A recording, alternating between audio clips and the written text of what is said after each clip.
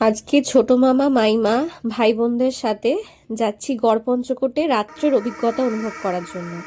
অনেকবার সকালে গেছি, কিন্তু রাত্রের অভিজ্ঞতা অনুভব করার ইচ্ছে আমাদের সববার ছিল।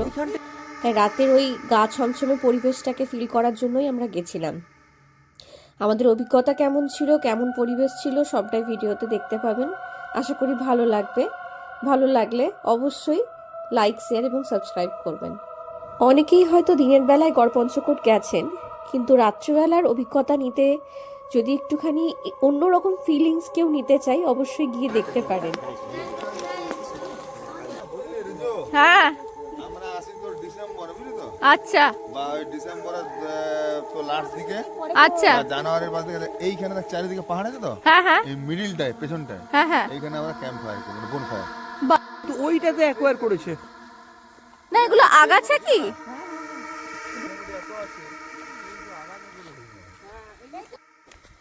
একটু সাইড সাইড দা। যাওয়ার কি দরকার মানে বন ঝাপড়ের। বাড়ির বড়রা সবাই না করছিল এই অন্ধকারে না যাওয়াই উচিত, কারণ ওখানে কিছু ভগ্নাবশেষ আছে রাজার গড়ে, সেটা দেখার জন্যই মামার অ্যাকচুয়ালি সাহসেই আমরা সবাই যেতে পেরেছি। মামা সাহস করে নিয়ে যায়, এবং একটা রাত্রেবেলায় একটা গড়পঞ্চকোটের অনুভূতি আলাদা। সকালে গেছি একেবারে অন্যরকম, কিন্তু রাত্রেবেলা একটা নিস্তব্ধতা, একটা গা ছমছমে ভাব, চারপাশে একটা যেন মানে অন্যরকম শান্ত ভাব। আমাদের পায়ের আওয়াজ ছাড়া কোনো আওয়াজ শোনা যাচ্ছে না ওখানে। আসলে চারিদিকের ওই নিস্তব্ধতা, একটাও কোলাহল নেই, জায়গাটাকে না আরো বেশি রাত্রেবেলায় একটু গা ছমছমে পরিবেশের সৃষ্টি করছিল। আমার কাছে একটু ভয় ভয়ই ছিল, কিন্তু পরিবারের সবাই থাকার ফলে তাও সাহস নিয়ে ঘুরে ঘুরে দেখছিলাম। ওখানে মোটামুটি আমরা 5 থেকে 7 মিনিট মতো দাঁড়িয়েছিলাম, কিন্তু মা বলল না, আর বেশিক্ষণ দাঁড়াস না, এখান থেকে চল।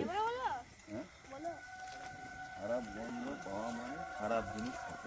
হ্যাঁ, বলতে নেই যে খারাপ গন্ধ। যারা আমাদের মতো রাত্রেবেলায় এরকম একটা অন্য অভিজ্ঞতা ফিল করার জন্য যেতে চান, তারা অবশ্যই গড়পঞ্চকোটে রাত্রের অ্যাম্বিয়েন্সটা দেখে আসতে পারেন। যাই হোক, আজকের জন্য এটুকুই। দেখা হবে নেক্সট ভিডিওতে। টাটা।